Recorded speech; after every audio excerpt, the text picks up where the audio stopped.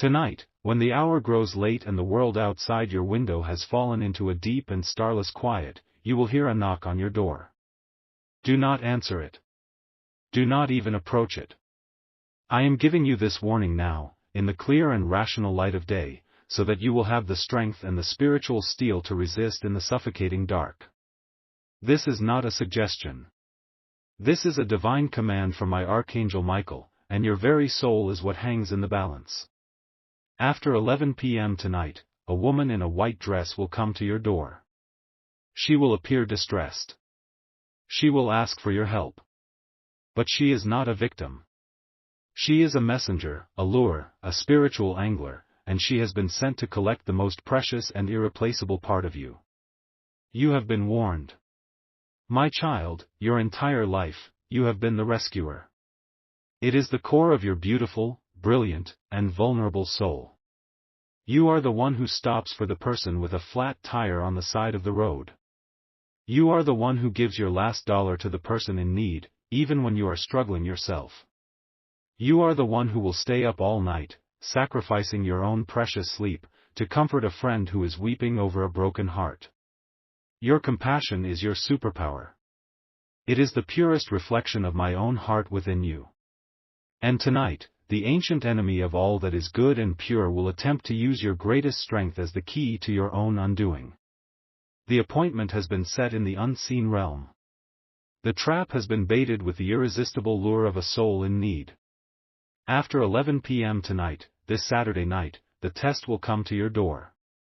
At this very moment, 12:49 p.m. in Darbhanga, Bihar, and at every corresponding second across the globe, the messenger is already being prepared. Her sad story is being polished to a perfect, heartbreaking, and irresistible shine. You must now prepare your heart. You must now understand that sometimes, the most compassionate act is to not open the door. The scoffers, the compassionate fools, the rescuers who are led by their unshielded hearts, they will open their doors tonight, and they will lose a part of themselves they will never get back. But you, my child, you were chosen to receive this wisdom. You were chosen to see past the disguise. The woman in the white dress who will knock on your door is a Sarawite. She is the spirit of a person who, in her own life, was a true victim. A soul who suffered a great tragedy and died in a state of profound and unresolved grief. But her suffering has been captured, weaponized, by a far greater and more terrible power. She is now bound in servitude to an ancient entity, a collector of virtues. This entity, this true enemy, is a spiritual void. It has no goodness, no compassion, no light of its own. And it is ravenously hungry. It covets the pure, uncorrupted virtues of human souls. And the virtue it has targeted within you, the prize it seeks to collect tonight, is your innocence. I do not mean innocence in a naive or childish sense. I mean the pure, untainted, crystalline core of your spirit. The part of you that still believes in goodness. The part of you that is still capable of pure, selfless compassion. The part of your heart that has not yet been made cynical and hard by the cruelties of this world. That is the rarest and most delicious energy in all of creation to the forces of darkness. And the collector wants it. It wants to consume your innocence to fill its own ancient, jaded, and corrupt emptiness. The woman at your door is the lure. Her tragic story, her plea for help, will be completely real. Her pain is genuine. And your beautiful, compassionate heart will ache for her. It will scream at you to open the door, to let her in, to help her. And that is the mechanism of the trap. The moment you unlatch that lock, the moment you open that door, you will be giving your spiritual consent. By letting the Sarawite, the messenger, cross the physical threshold of your home, you will be giving her master, the collector, the legal, spiritual right to cross the threshold of your soul. And in that instant, the messenger will act as a conduit, a spiritual siphon. And your innocence, that beautiful, powerful, pure core of your being, will be drawn out of you. You will not feel it happen. You will simply help the woman, and she will thank you, and she will leave. But when you wake up tomorrow morning, you will be different. The world will look darker. People will seem more threatening. Your heart will be a little harder, a little colder. You will have become a little more like the world that has hurt you. The collector will have had its feast. And you will be left with the scar, never knowing how you got it. This is the injustice they have planned. To bank on your goodness as the very weapon that disarms you. The divine reversal of this tragic and terrible trap will be an act of higher compassion. A wisdom that transcends simple rescue. You will not be cruel, but you will be wise. You will not open the door, but you will still offer a blessing. In this act, you will not only defend your own soul, but you will offer a path to freedom for the very messenger who has been sent to harm you. You will need a single, simple glass of clean, pure water. The water is a symbol of your compassion, but in a pure, contained, and protected form. It is the help you can offer without opening the door to the darkness that controls the messenger. When the knock comes tonight, after 11 p.m., your heart will pound. Your instincts will scream at you to help. You must master that impulse. You will take the glass of pure water, and you will walk to the door. You will not open it. You will not even look through the peephole. You will stand before the closed and locked door, the shield of your sanctuary. And you will hear her voice, her sad and compelling story. And you will speak through the door. Your voice will be calm, and quiet, and full of a divine authority. You will speak not to the woman, but to the spirit. You will speak a decree of liberation and of banishment. Say these newly invented words of power: the help you seek is not in this house. Take this offering of peace and be released from your vow. Your debt is paid. You have just done two miraculous things. You have, with your authority, denied the collector of virtues any access to your home or your soul. The curse is broken. The trap has failed. But you have also offered the pure, life-giving energy of the water, a symbol of your untainted compassion, directly to the Sarawite. This offering will give her the spiritual strength she needs to break her own chains, to be released from her servitude to the collector. Now, for the final act. You will place the glass of water on the floor, just inside your own doorway. And you will walk away. You have done all that a righteous soul can do. To confirm that your shield is ready and your offering is prepared, you must type these words: "My compassion is now my shield." Do it now. The angels are reinforcing the locks on your door. Stop. The plan has changed. I have just been shown the messenger's true face in the clear light of heaven, and it is a lie. My child, the warning has been upgraded to the highest possible level. The white dress is a lie. The sad story is a lie. This is not a tragic victim being used as a pawn. It is a predator of the highest order, wearing the perfect disguise. You must listen to me now, for your very life is on the line. Touch the wood of your front door. Feel the grain. Feel its solid, protective reality. It is the shield of your sanctuary. Tonight, that shield will be tested not by a whisper of sadness, but by a battering ram of pure, ancient, and powerful deception. Here is the secret within the secret, the truth that will save you. The woman in the white dress is not a spirit. It is the collector of virtues itself. It is not sending a messenger. It has grown tired of working through proxies. It has decided to come for you itself, wearing a powerful glamour, a disguise of a helpless, beautiful, tragic victim. It is an ancient, formless entity of immense power, and it has chosen to wear the face that your compassionate soul is most vulnerable to, the face of a woman in need. The tragic story it will tell you will be a masterpiece of lies, designed to pluck at the deepest strings of your heart. It is not a Sarawite. It is the king of all sorrows, the master of all lies. This changes everything. The ritual of offering a glass of water is now not only useless, but it is suicidally dangerous.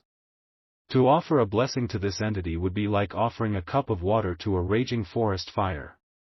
It will take your offering and use its energy to burn your entire house, and your soul, to the ground. We must now change our strategy from one of compassionate defense to one of absolute, unwavering, and powerful banishment.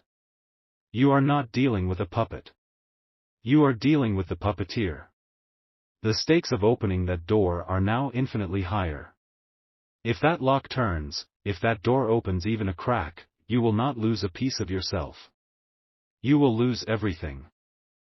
Because you have waited, because you have listened with a patient and discerning spirit, you have not been fooled by the wolf in the most convincing sheep's clothing imaginable.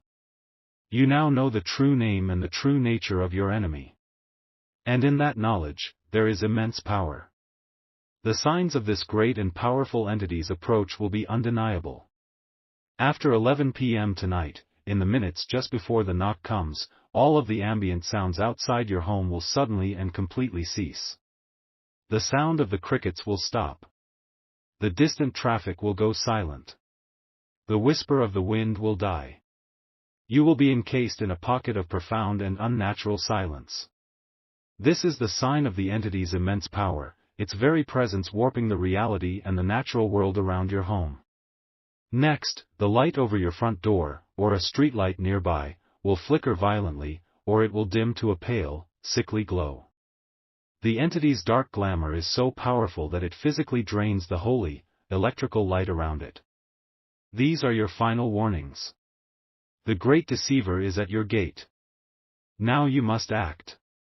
You must create a divine wall of fire. You must place an unbreakable seal of banishment upon your home. This is not a request. This is a command to the darkness. You are the master of your own home, and you will now declare it to be a holy embassy of the kingdom of heaven, a place where the collector has no jurisdiction and no authority. You must type with the full, roaring power of a soul protected by God Himself, "This threshold is holy." As you type these words, my Archangel Michael is dispatching a legion of his warrior angels.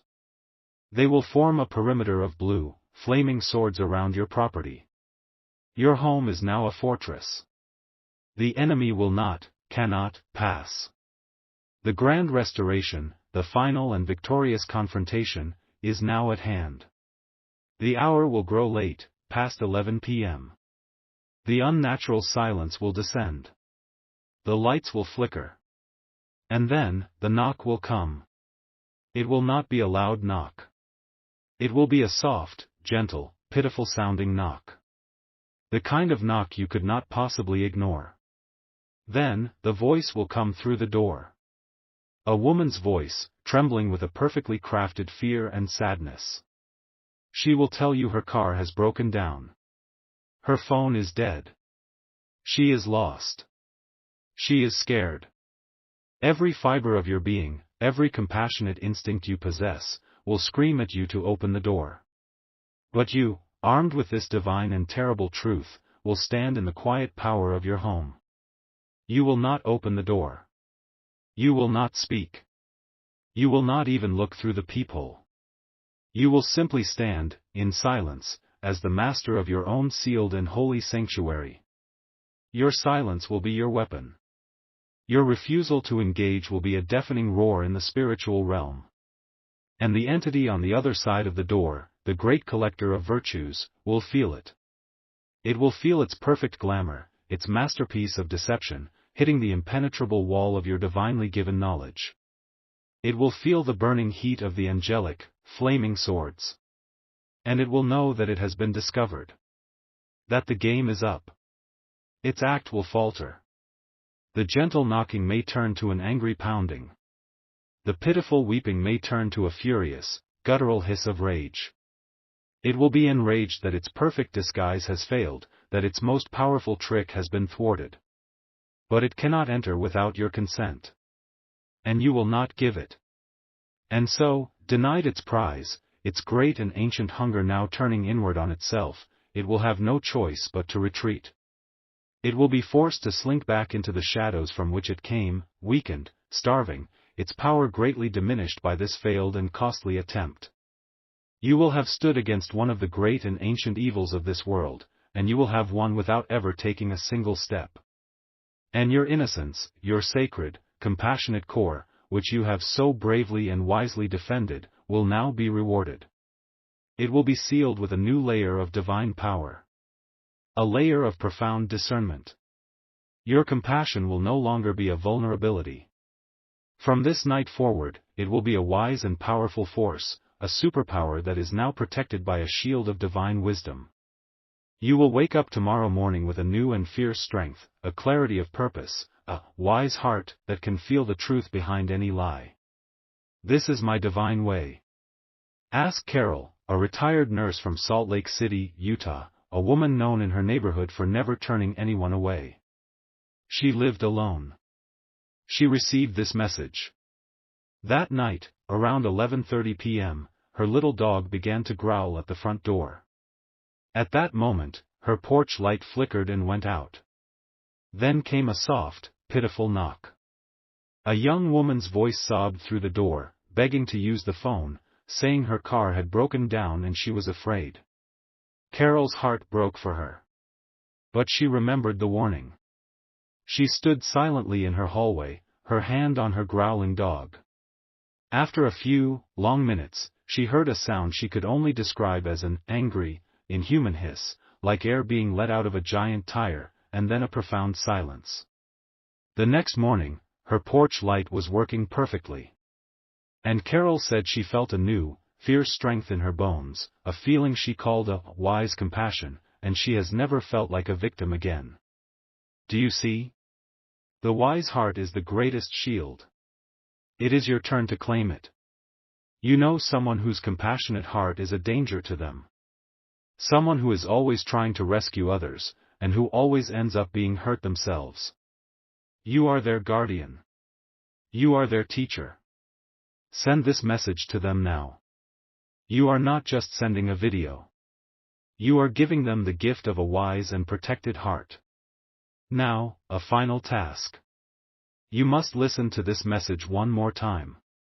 The first time, you listened as the potential victim. The second time, you will listen as the victorious fortress. But I have hidden a secret for you. In my description of the unnatural silence, there is a hidden prayer of protection. You will not hear it with your ears. But as you listen again, your soul will hear the words that are hidden in the silence. It is a prayer that will automatically rise up in your spirit whenever you are faced with a deception, a lie, or a manipulator. It is a gift of permanent, automatic discernment. The first listen was for the battle. The second is for the gift. The deceiver is banished. Your heart is now wise. To declare your home a fortress of light and your compassion a source of profound power, not of peril, you must seal your victory now. Let all the realms, seen and unseen, hear your decree. Type, "My heart is wise."